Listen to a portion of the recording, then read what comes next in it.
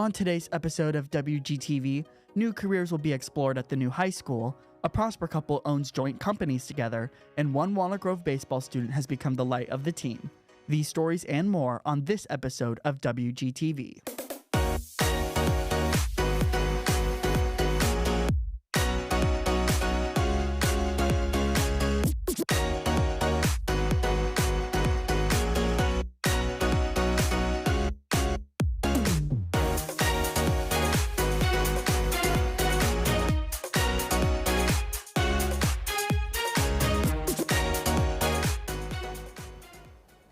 Good afternoon, Wildcats, and thank you for tuning into this episode of WGTV. Live from the Grove, I'm Tyler Medeiros. And I'm Camila Salinas. We have many exciting stories building up, but first, Camila is going to catch you up on what's been happening at the Grove. Camila?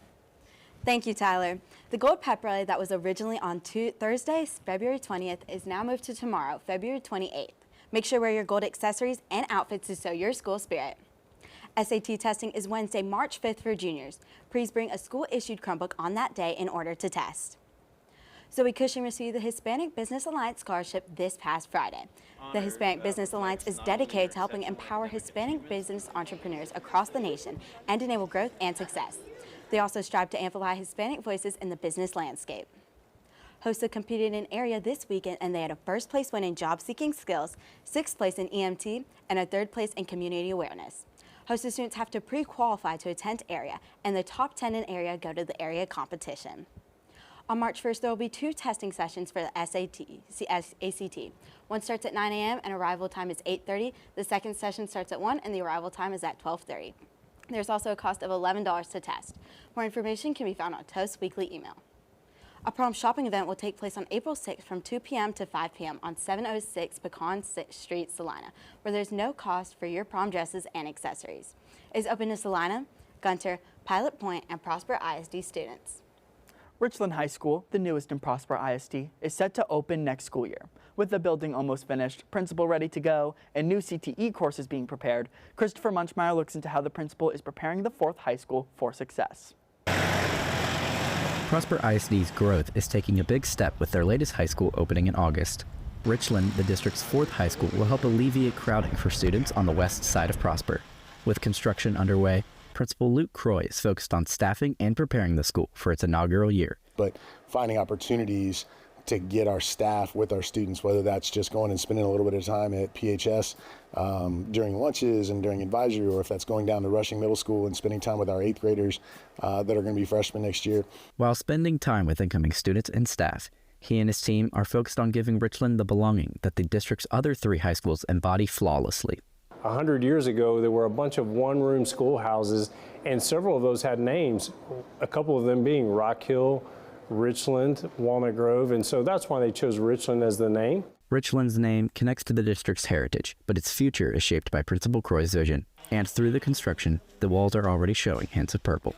The thing that I value most is teaching students how to live like champions through the work that we do, through the classroom, through the stage, through the athletic arena.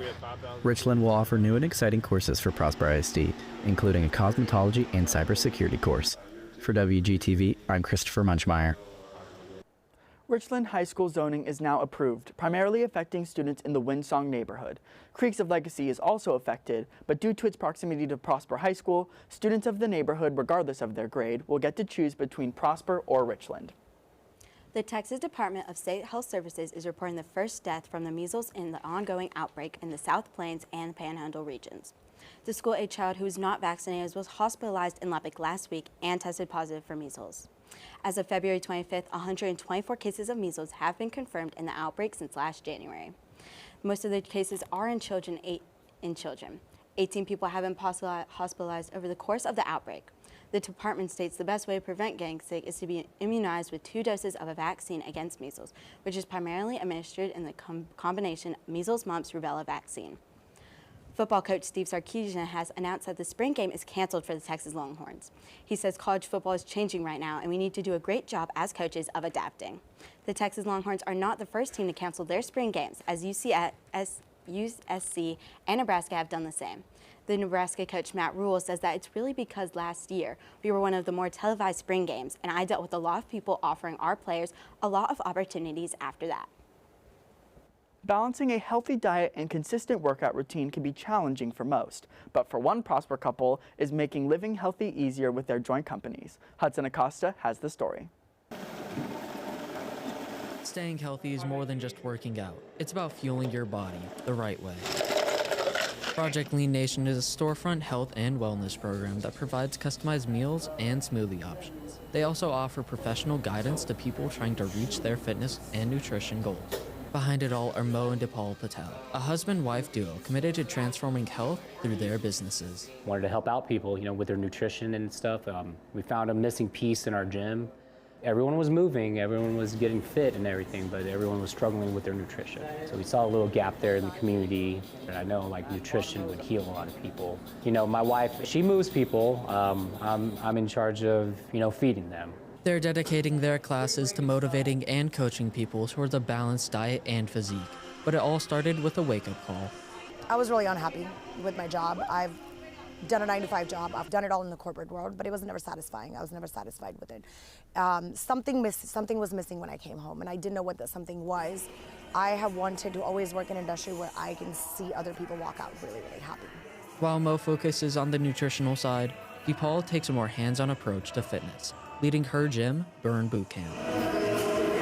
Your health and fitness journey is really, there's two sides to it, right? There's fitness and then there's nutrition. 80% is really what you eat, and your 20% is your workout at the end of the day. That's really what it comes down to. We started Burn Boot Camp before we started Project Lean Nation, and one big missing piece that we had was nutrition. With a shared passion for helping others, they've combined their expertise to motivate many people, including students at Walnut Grove High School. I am currently a member through the athlete program, so it gives me just a little bit extra calories for all the workouts I'm doing, whether it be at school during football or after school hitting the gym. And I feel like it really aligns perfectly, especially with football, conditioning, lifting weights, everything like that. I feel like the nutrients that we provide here is definitely what ties it all together. Their meal plans cater to different lifestyles and fitness needs. Project Lean Nation boasts over 24 menu options in both lifestyle and athlete sizes. For WGTV, I'm Hudson Acosta. Whether you're looking to improve your nutrition or step up your fitness routine, Project Lean Nation and Burn Boot Camp offer the tools to help you succeed. Visit their Prosper locations to get started on your health journey. And speaking of staying athletic, Walnut Grove Spring Sports have been up and at 'em with competitions. Jackson Kagurski is in studio with this week's episode of Sports Recap. Jackson? Thanks, Tyler. The Walnut Grove swim team traveled to Austin this past weekend and were able to take home a first-place 5A finish for the boys, with only a margin of 2 points between first and second place. Leading on to more success with swim, the girls were able to achieve a third-place finish. One key player for the girls was Morgan Farlow, who won 2 individual events and was a part of 2 podium finish relays. Moving on to the court, boys basketball had a strong stride, peaking at rank 43 in the state according to Max Preps. On February 11th, the Wildcats took down Greenville on their home turf 74-48 and followed up with a 59-44 win against Tyler. However, their most recent game against Heritage was a 78-56 loss, ending their playoff run.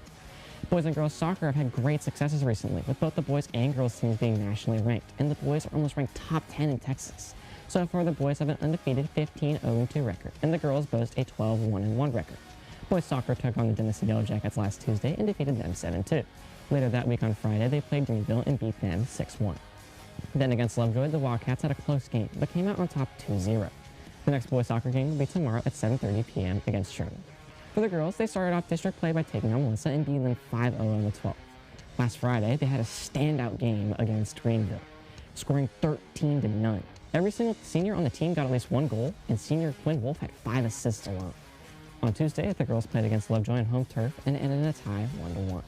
Girls soccer next game will be on Friday at Sherman at 7:15 p.m.